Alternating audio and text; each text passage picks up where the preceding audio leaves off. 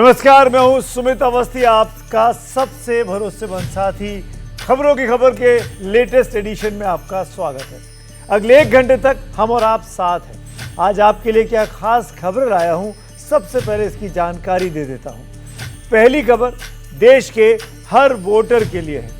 राहुल गांधी ने आरोप लगाया है कि वोटर लिस्ट में वोटर के नाम डिलीट हो रहे हैं। इसके लिए सॉफ्टवेयर और कॉल सेंटर का इस्तेमाल हो रहा है। राहुल के दावे में कितनी सच्चाई है, चुनाव आयोग का क्या कहना है, आरोप जब चुनाव आयोग पर लगे हैं तो बीजेपी जवाब देने क्यों आगे आई है, देश के इस सबसे बड़े विवाद का कुशल परीक्षण करेंगे। दूसरी कहानी में 3 वीडियो में कैद 2 प्रदेशों की ट्रेजेडी है। फिल्म अभिनेत्री और सांसद कंगना रनौत, बीजेपी के नेता अनिल बलूनी और कुल्लू की डीएम इस कहानी में गवाही देंगे। ट्रेजेडी बड़ी है, इसका बहुत संवेदनशील परीक्षण किया जाएगा। उम्मीद है देश को जानकारी देगा और जागरूक भी बनाएंगे। तीसरा और बहुत ही महत्वपूर्ण खबर आगे है और वही अडानी ग्रुप पर एक फैसले की। जो लोग सत्यमेव जयते पर विश्वास करते हैं उन्हें हमारा ये परीक्षण आज जरूर देखना चाहिए। आपको पता चलेगा कि देश के खिलाफ कैसी बड़ी साजिशें की जाती हैं, कैसे देश के बड़े राजनीतिक दल भी गुमराह हो जाते हैं। सच्चाई कुछ और होती है, लेकिन बताया और फैलाया कुछ और जाता है। इसमें विदेशियों का फायदा और भारत का नुकसान होता है। आत्मनिर्भर विकसित भारत की दिशा में बढ़ते देशवासियों को हमारा ये परीक्षण सतर्क करेगा और सही जानकारी भी देगा।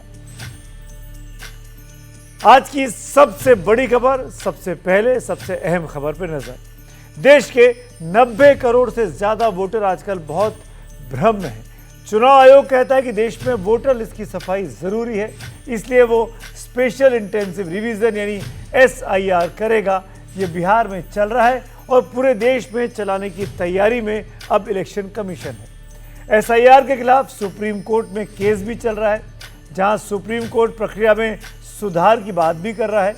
कुछ दिन पहले सुप्रीम कोर्ट ने EC की मर्जी के खिलाफ आधार कार्ड को वोटर पहचान की लिस्ट में शामिल करवाया है। EC के काम में इस सुधार से वोटर के मन में कई तरह के सवाल भी उठे हैं कि SIR के प्रोसेस में चुनाव आयोग की मर्जी के खिलाफ करेक्शन क्यों हो रहा है। जब पूरे देश में SIR होगा तब क्या होगा। ऊपर से राजनेताओं ने अलग मैदान खोल दिया है। जनता के मन में डर है कि कहीं SIR की वजह से उनके वोटिंग राइट तो उनसे नहीं छीन जाएंगे, लेकिन राजनेताओं ने ऐसा माहौल बना दिया है जिससे जनता और अधिक भ्रम में है। आज राहुल गांधी ने एक और संगीन आरोप लगाया है। तो बीजेपी का दावा है कि राहुल गांधी भारत में घुसपैठियों के एंट्री के लिए ऐसा कर रहे हैं। Rahul Gandhi, Amit Shah, Anurag Thakur, Gyanesh Kumar. Special intensive revision की शुरुआत के बाद वोटर लिस्ट की शुद्धि एक नए लेवल पर पहुंच गई है। अलग अलग प्रदेशों में वोट डिलीट कर रहे हैं, ऐड कर रहे हैं। टारगेट करके कांग्रेस वोटर्स को डिलीट किया गया। सॉफ्टवेयर से यह काम किया जा रहा है। राहुल गांधी ने सीधे चुनाव आयोग पर आरोप लगाया कि सॉफ्टवेयर की मदद से वोटर लिस्ट से नाम हटाए जा रहे हैं। प्रक्रिया में चुनाव आयोग शामिल है और अपने समर्थन में उन लोगों को मंच पर खड़ा कर दिया जो वोट चोरी की कड़ी में पड़ोसी है। बॉम्ब तो नहीं है, एच बॉम्ब आ रहा है, हाइड्रोजन बॉम्ब आ रहा है। ये एक और उदाहरण है वोट चोरी का। पिछली बार मैंने आपको एडिशंस के बारे में बताया था, ये हम आपको डिलीशंस के बारे में दिखा रहे हैं और सबूत के साथ हम आपको दिखाएंगे कि ये जो डिलीशंस हुए हैं ये सेंट्रलाइज तरीके से कॉल सेंटर के प्रयोग करके, सॉफ्टवेयर के प्रयोग करके किए गए हैं। कि ज्ञानेश कुमार जी, हिंदुस्तान के चीफ इलेक्शन कमिश्नर, वोट चोरों की रक्षा कर रहे हैं। आपको इंफॉर्मेशन देना पड़ेगा। राहुल गांधी ने कर्नाटक की अलंद विधानसभा का उदाहरण रखा। दावा किया कि 2023 के विधानसभा चुनाव की वोटर लिस्ट से 6018 वोट डिलीट करने की कोशिश की गई। ऐसा सॉफ्टवेयर की मदद से किया गया। दलित, मुस्लिम, पिछड़े, कांग्रेस के वोट चोरी हुए। यह एक संयोग था कि चोरी पकड़ ली गई। यहां पे चोरी पकड़ ली, कोइंसिडेंस से पकड़ी। वहां की जो बीएलओ थी उसने देखा कि उसके रिश्तेदार को डिलीट कर दिया गया था। उन्होंने पता लगाया कि मेरे रिश्तेदार को डिलीट किसने किया। पता लगा कि पड़ोसी ने रिश्तेदार को डिलीट किया। बीएलओ ने जाके पड़ोसी से पूछा कि भाई आपने मेरे रिश्तेदार को क्यों डिलीट किया। पड़ोसी ने कहा मैंने तो नहीं किया। बीएलओ सस्पिशियस हो गई, शक पड़ा, उसने प्रोसेस चालू कर दी। क्या पता लगा कि फाइलिंग ऑटोमेटिकली ऑनलाइन हो रही है। मोबाइल नंबर्स कर्नाटक के नहीं यूज हो रहे, मोबाइल नंबर्स दूसरी स्टेट्स के यूज हो रहे हैं। इनफैक्ट कर्नाटक के नंबर थे ही नहीं उसमें। मतलब आप दिल्ली में बैठे डिलीट कर रहे हो, आपका नंबर तमिलनाडु का है। आप गुड़गांव में डिलीट कर रहे हो, आपका नंबर झारखंड का है।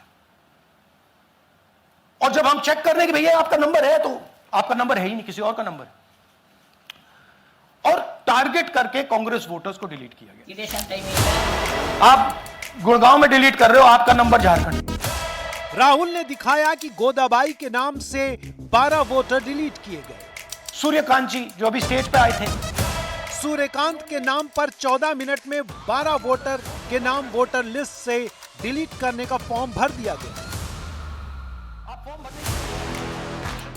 राहुल ने वो फोन नंबर भी दिखाए जिनसे वोटर लिस्ट से नाम डिलीट करने का कार्यक्रम ऑनलाइन संपन्न किया गया।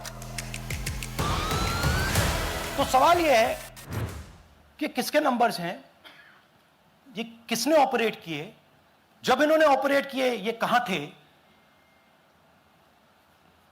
आईपी एड्रेस क्या था, ओटीपी कैसे जनरेट हुआ, कहां गया, यह सवाल है।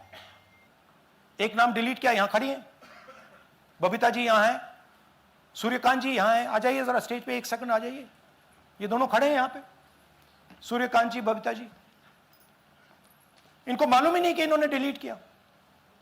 इन्होंने 2 एप्लीकेशन 36 सेकंड में फाइल कर दी है। और मजे की बात देखिए, ये 4 बजे सुबह उठ के फाइल कर रहे हैं। पता नहीं क्या हुआ, 4 बजे सुबह कहा कि भैया मैं 2 वोटर को डिलीट करूंगा, और कितने 36 सेकंड में डिलीट कर दिए, फिर सो गए। राहुल का दावा है कि डिलीट की अर्जी देने वाले का नाम वोटर लिस्ट में पहले नंबर पर होता है, लेकिन ऐसा क्यों होता है यह भी समझिए। सॉफ्टवेयर से यह काम किया जा रहा है। सॉफ्टवेयर प्रोग्राम कह रहा है पहला नाम निकालो और इसका प्रयोग करके डिलीट करो।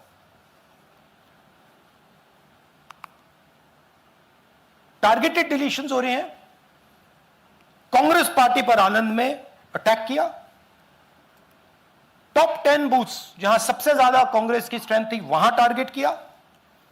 और 2018 में पिछले इलेक्शन में 10 में से 8 बूथ कांग्रेस पार्टी जीती थी, और इन 8 में से इन्होंने 6000 लोग उड़ाने की कोशिश की। ये कोइंसिडेंस नहीं था, ये प्लान था, और ये सेंट्रलाइज तरीके से किया जा रहा है। राहुल ने अपने दावे के समर्थन में एक क्रोनोलॉजी दिखाई। दावा किया कि केस की जांच का जिम्मा कर्नाटक सीआईडी को दिया गया। सीआईडी ने इलेक्शन कमीशन को 18 चिट्ठी लिखी, लेकिन जवाब नहीं मिला।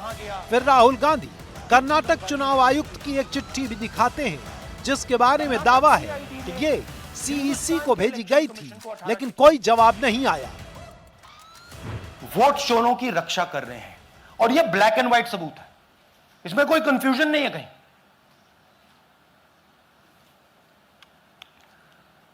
तो सवाल उठता है, ये है कौन जो सेंट्रलाइज तरीके से कॉल सेंटर के प्रयोग से, सॉफ्टवेयर से अलग अलग प्रदेशों में वोट डिलीट कर रहे हैं, ऐड कर रहे हैं। इलेक्शन कमीशन जानता है, ज्ञानेश कुमार जी जानते हैं। यहां महाराष्ट्र में राहुल गांधी का दावा है कि महाराष्ट्र के रजौरा में 6,850 वोट जोड़े गए। प्रक्रिया सेम है। कर्नाटक और महाराष्ट्र का सिस्टम एक है और पूरे देश में गड़बड़ी करने वाला एक है।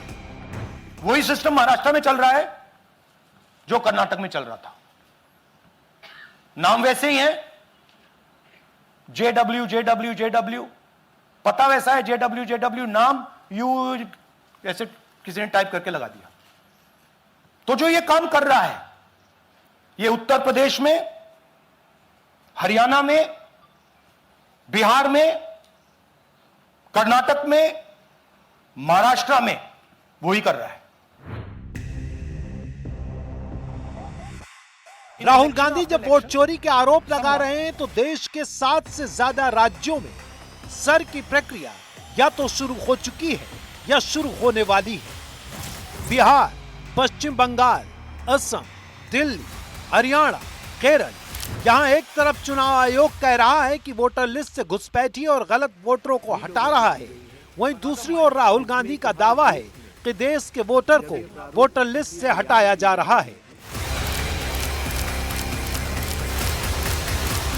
इसकी प्रोटेक्शन करने का माहौल बहुत भ्रम का बन गया है। वहीं इसमें तीसरा पक्ष भी है जो कि सुप्रीम कोर्ट है, जहां सर पर सुनवाई जारी है। कोर्ट ने कहा है कि अगर किसी भी समय उसे सर में दिक्कत के सबूत मिले तो वो इस पूरे प्रोसेस को रद्द कर सकता है। इसकी प्रोटेक्शन करने का काम हिंदुस्तान के इंस्टीट्यूशंस का है, हिंदुस्तान के ऑपोजिशन लीडर का नहीं है। मगर इंस्टीट्यूशन नहीं करने। राहुल गांधी ने तो आज सुबह सुबह ही ये आरोप लगा दिए। इस प्रेस कॉन्फ्रेंस के कुछ ही देर के बाद चुनाव आयोग ने इसका जवाब भी दिया। इलेक्शन कमीशन का जवाब सोशल मीडिया हैंडल पर फैक्ट चेक की शक्ल में आया। राहुल के आरोपों का एक फैक्ट चेक एनडीटीवी इंडिया ने भी किया है।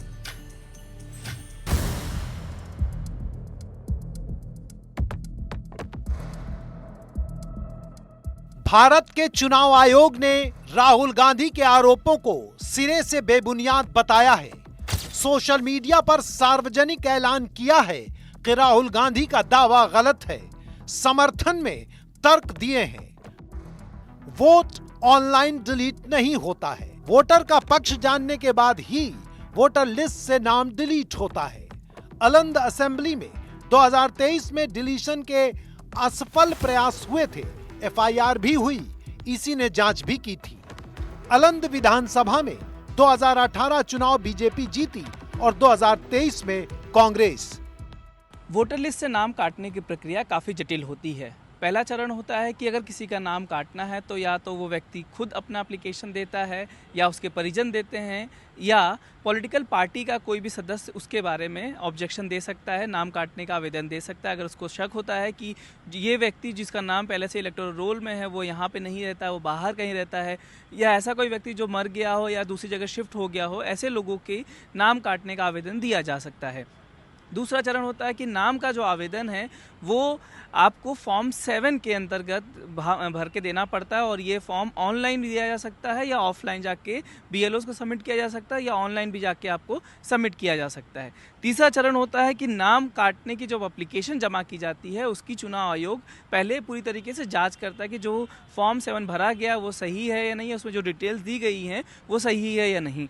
चौथा फॉर्म होता है कि आयोग इस प्रक्रिया की जांच करता है। जो ईआरओ होता है, इलेक्टोरल रोल ऑफिसर, उस फॉर्म की जांच करता है। ये देखता है कि जिसकी आवेदन दिया गया है वो सही है या नहीं, और उस फॉर्म की जांच करने के बाद 5वां कदम उपयोग होता है जिसमें फील्ड विजिट किया जाता है। बीएलओ जो है जिसके नाम काटने की आवेदन दी जाती है, जो भी नाम काटने का जिसके नाम के खिलाफ रहता है उसके घर पे जाता है। घर पे जाके बाकायदा उसकी जांच होती है। फील्ड पे उसके घर पर जाके उसकी जांच की जाती है कि जो आवेदन दिया गया था नाम काटने का वो सही है या गलत है। अब सवाल ये उठता है कि अगर प्रक्रिया ऐसी है तो फिर राहुल गांधी के आरोप कितने पक्के हैं। एनडीटीवी इंडिया की इलेक्शन रिसर्च टीम के पूर्णेंदु शुक्ला ने राहुल गांधी के दावे की जांच की तो राहुल के आरोप और केंद्रीय चुनाव आयोग की दलील के बीच एक नया फैक्ट सामने खड़ा है। ये सच्चाई दोनों के दावों में नहीं है। हमने एक एफआईआर की जो कॉपी थी उस संबंधित मामले की हमने एफआईआर की कॉपी चेक की और जो 26/2023 जो एफआईआर नंबर है उसमें हमने पाया कि ये एफआईआर जो इलेक्शन कमीशन की अधिकारी थी ममता कुमारी उन्होंने दर्ज कराया है। उसमें जब शिकायत की जांच की चुनाव आयोग ने तो पाया कि 6018 एप्लीकेशन ऑनलाइन सबमिट किए गए थे। ये जो एप्लीकेशन थे वोट डिलीशन के लिए सबमिट हुए थे। जांच में पाया गया कि उसमें सिर्फ 24 ऐसे मतदाता थे जो उस विधानसभा से बाहर चले गए थे। बचे 5994 जो मतदाता थे वो विधानसभा में निवास कर रहे थे, वो उसके वैध मतदाता थे। तो चुनाव आयोग ने उसके खिलाफ एक्शन लेते हुए जिन लोगों ने अज्ञात के खिलाफ ये एफआईआर दर्ज की और उसमें आईपीसी संख्या 182, 419, 464 और 465 के तहत ये मामला दर्ज कराया 21 फरवरी 2023 को। ये एफआईआर दर्ज हुए 2 साल से ज़्यादा हो गया। इस बीच बहुत सारी कार्रवाइयाँ चल रही हैं, सीआईडी भी इस पर जांच उन्होंने की है। लेकिन सवाल ये है कि जो अज्ञात जिनके खिलाफ ये मामला दर्ज कराया गया आज तक वो पकड़ में क्यों नहीं आ सके हैं। कर्नाटक चुनाव आयुक्त ने बाद में एनडीटीवी इंडिया के दावे पर मुहर लगा दी है। सोशल मीडिया पर उन्होंने जो जानकारी दी है वो हमारी जांच की पुष्टि करती है। वोटर लिस्ट से नाम काटने का मुद्दा नया नहीं है। इससे पहले आम आदमी पार्टी ने भी दिल्ली चुनाव में इस मुद्दे को उठाया था। दिसंबर जनवरी के महीने में जब चुनाव हुआ था तब आम आदमी पार्टी ने आरोप लगाया था कि नई दिल्ली विधानसभा क्षेत्र जहां से अरविंद केजरीवाल चुनाव लड़ रहे थे वहां पर 10,000 आवेदन दिए गए हैं नाम काटने की। हालांकि तभी चुनाव आयोग ने यह साफ कहा था कि नाम काटने का आवेदन देने से यह मतलब नहीं है कि वो नाम सारे कट जाएंगे।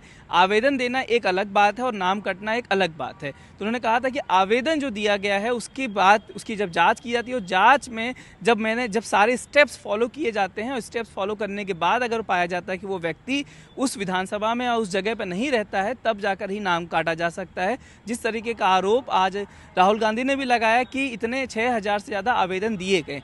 आवेदन देना नाम कटने की गारंटी नहीं है। चुनाव आयोग ने यह बात दिल्ली विधानसभा चुनाव में भी क्लियर किया था। राहुल गांधी ने आरोप केंद्रीय चुनाव आयोग पर लगाए हैं, लेकिन भारतीय जनता पार्टी ने बाकायदा प्रेस कॉन्फ्रेंस की है और आरोपों पर अपनी प्रतिक्रिया दी है। 2023 में अनसक्सेसफुल अटेम्प्ट्स की गई, प्रयास किए गए जो विफल रहे। नाम काटने के आलंद असेंबली कॉन्स्टिट्यूएंसी में, और ये इलेक्शन कमीशन ने एफआईआर फाइल करने के लिए ही कहा था और मैटर इन्वेस्टिगेट करने के लिए भी इलेक्शन कमीशन ऑफ इंडिया ने ही कहा था। रिकॉर्ड्स के अनुसार आलंद विधानसभा क्षेत्र ये कांग्रेस के ही कैंडिडेट ने जीती थी 2023 में 10,348 मतों से। तो क्या श्रीमान राहुल गांधी जी कांग्रेस ने वोट चोरी करके सीट जीती थी? आज मीडिया द्वारा बार बार पूछे जाने के बाद भी शपथ पत्र क्यों नहीं दे रहे? ये आए तो धमाका करने थे लेकिन ड्रामा करके चले गए। धमाका इनके बस की बात नहीं, ड्रामा करना इनके बस की बात है।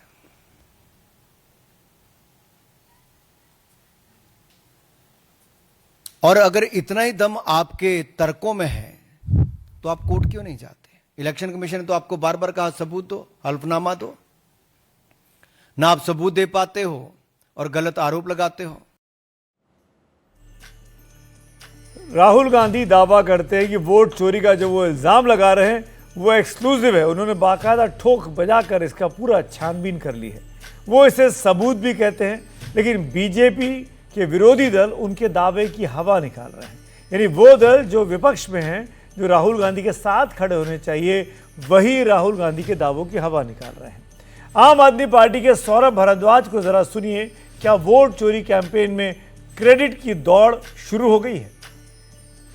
कि जो बात आज श्री राहुल गांधी जी ने 18 सितंबर 2025 को कही है, वही बात सबूतों के साथ अरविंद केजरीवाल जी ने 29 दिसंबर 2024 में कही थी। आज से 9 महीने पहले, दिल्ली चुनाव से 2 महीने पहले अरविंद केजरीवाल जी ने प्रेस वार्ता करके सबूतों के साथ ये बात रखी कि कैसे कुछ लोगों के नाम चुने जाते हैं, उन लोगों के नाम चुने जाते हैं जो भारतीय जनता पार्टी के वोटर नहीं है, दिल्ली में आम आदमी पार्टी के वोटर हैं।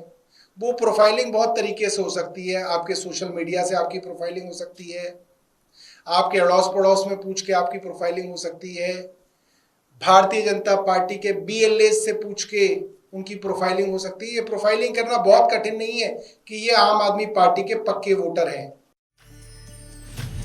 वोटर लिस्ट सुधार के नाम पर चुनाव आयोग जो भी करता है उसे राहुल वोट चोरी कह देते हैं। उनका दावा है कि बीजेपी वोट चोरी से चुनाव जीतती आई है। अब बीजेपी ने उनके खिलाफ एक नया नैरेटिव क्रिएट कर लिया है। वो वोट चोरी के आरोप को घुसपैठिया बचाओ आंदोलन कहने लगी है और ऐसे में ये लड़ाई वोटर लिस्ट से आगे बढ़कर नागरिक की पहचान की ओर बढ़ती दिखती है। जैसा कि सब जानते हैं कि चुनाव आयोग नागरिकता का निर्धारण नहीं कर सकता, वो सिर्फ चुनाव और वोटर तक ही सीमित है। अभी अभी ये राहुल बाबा यात्रा कर गए ना भाई। यात्रा का विषय क्या था उनका बताओ तो जरा। अरे यार, वोट चोरी नहीं था, यात्रा का विषय था जो बांग्लादेश से घुसपैठिए आए हैं उनको बचाने का विषय था। यहां इतने सारे लोग हैं, आप किसी का वोट कटा है क्या? अरे जोर से बोलो, कटा है क्या? तो किसका कटा है? जोर से बोलो, किसका कटा है? ये राहुल गांधी की यात्रा घुसपैठिया बचाओ यात्रा थी और मैं इस मंच से राहुल गांधी और लालू जी को पूछने आया हूं। बिहार की जनता आपको पूछ रही है, घुसपैठियों को वोट का अधिकार होना चाहिए क्या? जोर से बोलो, होना चाहिए। हमारा दायित्व है हर घर जाए और बताए कि अगर इनकी सरकार गलती से भी बन गई तो बिहार के हर जनपद में घुसपैठिए ही घुसपैठिए हो जाएंगे। इस स्टोरी का एक पहलू और है और वो है राहुल गांधी का एक सोशल मीडिया संदेश। उन्होंने वोट डिलीट करने पर जो खुलासा किया उसके बाद एक संदेश भी दिया है जिसमें उन्होंने लिखा कि देश के युवा, देश के स्टूडेंट्स, देश के जेनजी संविधान को बचाएंगे, लोकतंत्र की रक्षा करेंगे और वोट चोरी को रोकेंगे। मैं हमेशा उनके साथ खड़ा हूं। राहुल के संदेश पर अब कल राजनीति फिर होगी ऐसा दिखाई दे रहा है।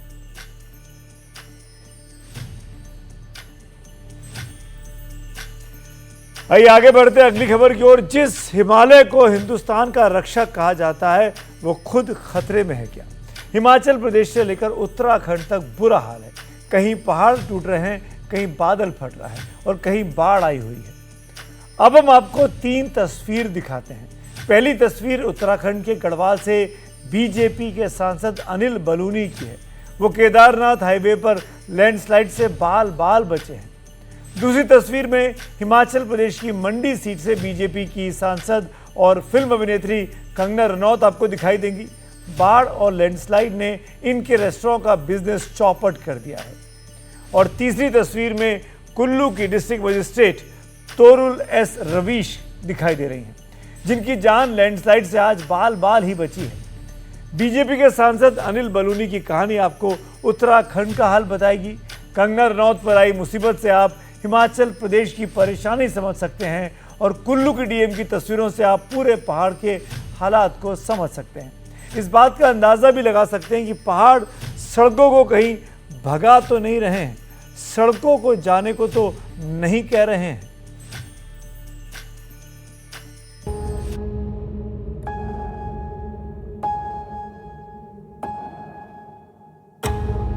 उत्तराखंड और हिमाचल प्रदेश के पहाड़ों का मंजर इन दिनों इतना डरावना क्यों है? पहाड़ों पर जिंदगी इस कदर बेपटरी क्यों है? और हिमालय का संदेश क्या है? इन 3 सवालों का जवाब 3 तस्वीरों से समझिए। ये उत्तराखंड में गढ़वाल से बीजेपी सांसद अनिल बलूनी हैं, जो बद्रीनाथ हाईवे पर बाल बाल बच गए। पहाड़ से चट्टान इतनी तेजी से गिरी की चपेट में आते तो जान से जाते। दूसरी तस्वीर हिमाचल प्रदेश की है। मनाली के आपदा पीड़ित कंगना रनौत के पास अपनी शिकायतें लेकर पहुंचे तो मंडी की सांसद ने उन्हें अपने नुकसान का हवाला देकर चुप करा दिया। हम भी यहीं के वासी हैं, ठीक है, आप हमें ही नोचने आएंगे तो हम कैसे काम करेंगे आपके लिए? बिल्कुल शांत हो जाइए पहले तो, और ये जानिए कि मेरा भी घर यहाँ पे है, मुझ पे क्या बीतती होगी। मेरा भी रेस्टोरेंट यहीं पे, जिसमें कल 50 रुपए का बिजनेस हुआ है, 15 लाख की सैलरी ही है, 50 रुपए का बिजनेस हुआ, मुझ पे भी क्या बीती, मेरी भी तो, मेरी दर्द भी आप समझिए ना। मैं भी इंसान ही हूँ, मैं भी अकेली लड़की हूँ इस समाज में, आप ही की तरह एक सिंगल वुमन हूँ, तो मेरी भी आप आपदा समझिए। मुझे आप ऐसे अटैक मत करिए कि खन्ना जो है कहीं से क्वीन ऑफ इंग्लैंड है और हमें कुछ कर नहीं रही है, ऐसा कुछ नहीं है। तीसरी तस्वीर कुल्लू की डीएम तोरुल एस रवीश की है, जो लैंडस्लाइड की चपेट में आने से बाल बाल बच गई।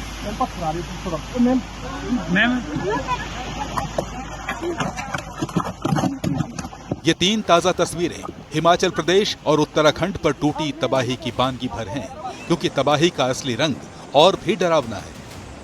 टूटे घरों के बीच से गुजरते पानी का उफान देखिए, बहाव अपनी दिशा बदलता है और सब कुछ एक झटके में तहस नहस। ये तस्वीरें चमोली के नंदानगर की हैं, जहां बादल फटा तो 2 गांव कुंतरी और धुरमा सैलाब की चपेट में आ गए। हिमाचल प्रदेश का हाल भी कम बुरा नहीं है। किन्नौर जिले में लैंडस्लाइड हुआ तो 50 मीटर सड़क नदी में समा गई। गनीमत इतनी रही कि जिस वक्त ये बोल्डर गिर रहे थे उस वक्त वहां कोई नहीं था। मलबा इतना ज्यादा है कि इसे हटाने में वक्त लगेगा। सवाल है कि हिमाचल प्रदेश से उत्तराखंड तक टूटते पानी पत्थर वाले कोप में सबसे ज्यादा नुकसान अगर किसी का दिखाई दे रहा है तो वो सड़कें हैं। राज्य आपदा प्रबंधन प्राधिकरण की रिपोर्ट बताती है कि 17 सितंबर तक हिमाचल प्रदेश में बाढ़ और भूस्खलन के चलते कुल 652 सड़कों को नुकसान पहुंचा। इनमें से 3 नेशनल हाईवे हैं, जबकि 649 गैर राजमार्ग यानी दूसरी सड़कें हैं। अब आपको उत्तराखंड के आंकड़े दिखाते हैं, क्योंकि सड़कों की तबाही के मामले में उत्तराखंड की तस्वीर हिमाचल से ज्यादा बुरी दिखाई दे रही है। उत्तराखंड में इस साल बाढ़, बारिश और लैंडस्लाइड से 2600 से ज्यादा सड़कें क्षतिग्रस्त हो गईं। इनमें 5 नेशनल हाईवे भी शामिल हैं। इन आंकड़ों से सवाल उठता है कि हिमालय और सड़कों के बीच 36 का आंकड़ा क्यों दिख रहा है। इस सवाल की बुनियाद समझनी हो, चंडीगढ़ मनाली हाईवे को देख लीजिए, जिस पर हाल में आई दरारें सुर्खियों में थी। पर्यावरण के जानकार इसके लिए सड़कों के निर्माण के लिए की जा रही पहाड़ों की वर्टिकल कटिंग को जिम्मेदार मानते हैं। 2020-21 में जब जो है कोरोना काल था, कोरोना के समय में सारे लोग अंदर बंद हो गए। इसको जो है जो सड़क बनाने वाले ठेकेदार हैं, इन्होंने आपदा में अवसर जाना और उस समय जो है अनियंत्रित विस्फोटकों का इस्तेमाल वहां किया गया और उन विस्फोटकों के इस्तेमाल से वो पूरी पहाड़ी हिल गई और वहां अब जो बहुत गहरी और बड़ी दरारें पड़ गई हैं और ये पूरे बद्रीनाथ हाईवे में हुआ है। ऐसी ही हिमाचल में हम देख रहे हैं कि जहाँ 4 लेन हाईवे थे वो सारे हाईवे जो है डैमेज हो गए हैं, वो खत्म हो गए हैं और वहां जो है पता चल रहा है कि वहां नाले आ गए, वो जो है 1 लेन भी नहीं रह गए। वहां जो बड़ी जल विद्युत परियोजनाएं हैं, जितना नुकसान हुआ है उन बड़ी जल विद्युत परियोजनाओं के आसपास ही वो नुकसान हुआ है। ऐसे ही उत्तराखंड में भी जहां जल विद्युत परियोजनाओं के लिए सुरंग बन रही है या रेलवे की परियोजनाओं के लिए सुरंग बन रही है, वहां हम जो है डैमेज होता हुआ वहां नुकसान होता हुआ देख रहे हैं। सुरंग जहां से गुजर रही है वो श्रीनगर में देखिए आप, तो घरों में दरारें पड़ गई हैं, जोशीमठ में ये हुआ है और ऋषिकेश और इसके श्रीनगर के बीच में जहां जहां रेलवे की सुरंग बनी है वहां गांवों में, वहां लोगों के घरों में दरारें आई। तो इंसान जिन सड़कों को विकास समझ रहा है उसी का सिरा पकड़कर हिमालय कहीं विनाश की भूमिका तो नहीं लिख रहा। उत्तराखंड और हिमाचल प्रदेश में बाढ़, बारिश और लैंडस्लाइड से हुए नुकसान को सरकार कुदरती आपदा कहती है, लेकिन स्थानीय लोग हों, पर्यावरण के लिए संघर्ष करने वाले इसे पहाड़ों में हो रहे निर्माण से जोड़ते हैं। पहाड़ों पर विकास के नाम पर हो रहे निर्माण और पर्यावरण पर इसके असर को लेकर सुप्रीम कोर्ट भी चिंता जाहिर करता रहा है। इसी साल 28 जुलाई को सुप्रीम कोर्ट ने अनियंत्रित विकास और पर्यावरण को नुकसान पहुंचाने वाली गतिविधियों का हवाला देते हुए हिमाचल प्रदेश को लेकर बड़ी टिप्पणी की थी। 2 टूक कहा था कि वो दिन दूर नहीं जब हिमाचल प्रदेश देश के नक्शे से हवा में गायब हो जाएगा। पर्यावरण की कीमत पर विकास के खिलाफ टिप्पणी करते हुए कोर्ट ने बड़ी पनबिजली परियोजनाओं के लिए पहाड़ की कटाई और नदियों का मार्ग बदलने पर चिंता जताई थी। इसके साथ ही 4 लेन की सड़कों के लिए पहाड़ों में प्लास्टिंग और अंधाधुंध कटाई, पर्यटन के लिए पहाड़ों पर बिना योजना के बहुमंजिला इमारतों का निर्माण, इन सब को लेकर अपनी चिंता जाहिर की थी। क्योंकि पर्यावरण से छेड़छाड़ का अंजाम क्या होता है, ये दुनिया उत्तराखंड के धराली में देख चुकी है। इसके बाद से ही केंद्र सरकार सतर्क है और हिमालय रेंज के निर्माणाधीन विकास परियोजनाओं की सुरक्षा को लेकर फिर से विचार भी कर रही है। जो परियोजनाएं पूरी हो चुकी हैं, उनके भी रिव्यू की तैयारी चल रही है।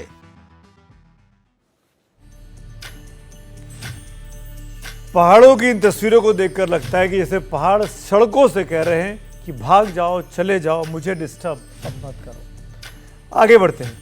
देश के प्रतिष्ठित व्यावसायिक घराने अडानी ग्रुप को बड़ी जीत मिली है। आप सबको याद होगा कि 2023 में अमेरिकी संस्था हिंडनबर्ग ने एक रिपोर्ट जारी की थी। अडानी समूह पर आरोप लगाए थे। देश में कुछ राजनीतिक दलों ने आरोपों को सच मानकर मुद्दे को राजनीतिक रंग दे दिया था, लेकिन अब यह साबित हो गया है कि सब झूठा है। आज सेबी ने अडानी समूह को उस आरोप से बरी कर दिया है।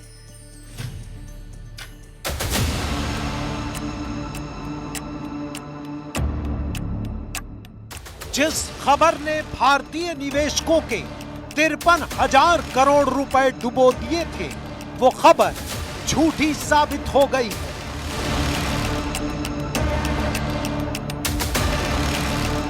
हिंडनबर्ग का बड़ा खुलासा अब बड़ा झूठ साबित हो गया है। अडानी समूह पर लगा गंभीर आरोप गलत साबित हुआ है।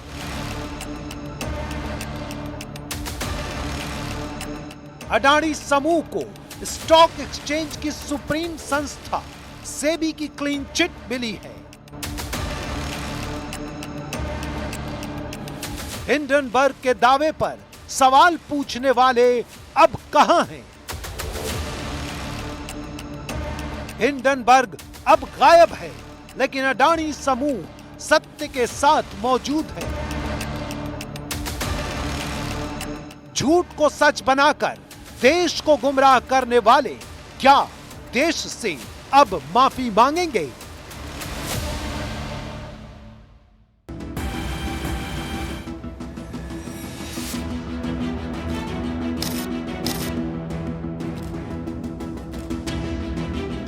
अडानी ग्रुप पर अमेरिकी शॉर्ट सेलिंग कंपनी हिंडनबर्ग द्वारा विदेश में कुछ सेल कंपनी और अकाउंटिंग धोखाधड़ी के जरिए स्टॉक में बड़े पैमाने पर छेड़छाड़ के आरोप लगाए गए थे। उनमें से एक बहुत अहम आरोप को सेबी ने अपनी जांच में बेबुनियाद बताया है। लिहाजा हिंडनबर्ग मामले में अडानी समूह को एक बड़ी क्लीन चिट मिल गई है। अपने आदेश में सेबी ने कहा कि अडानी ग्रुप पर लगाए गए आरोप बेबुनियाद हैं। हमारी जांच में आरोप साबित नहीं हुए।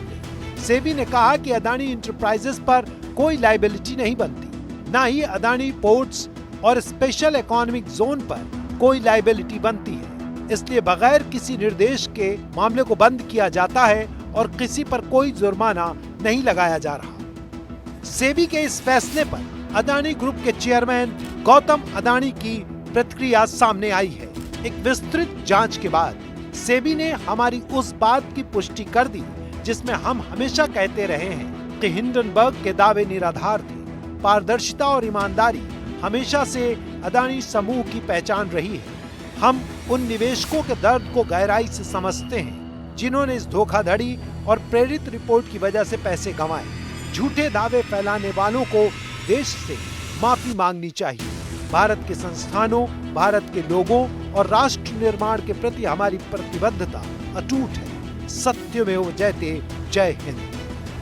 बता दें कि जनवरी 2023 में हिंडनबर्ग रिसर्च की ओर से लगाए गए आरोपों के बाद सेबी ने अडानी ग्रुप की company Adani enterprises, Adani power, Adani ports and special economic zone की जांच शुरू की। इसके अलावा ग्रुप के चेयरमैन गौतम अडानी, राजेश अडानी के खिलाफ भी जांच शुरू हुई थी। हिंडनबर्ग के आरोपों के बाद अदानी समूह के कई कंपनियों के शेयरों में भारी गिरावट आई थी। इससे निवेशकों को काफी नुकसान उठाना पड़ा। अब सेबी के इस ताजा फैसले ने अदानी समूह पर लगे एक बड़े आरोप में उन्हें क्लीन चिट दे दी है।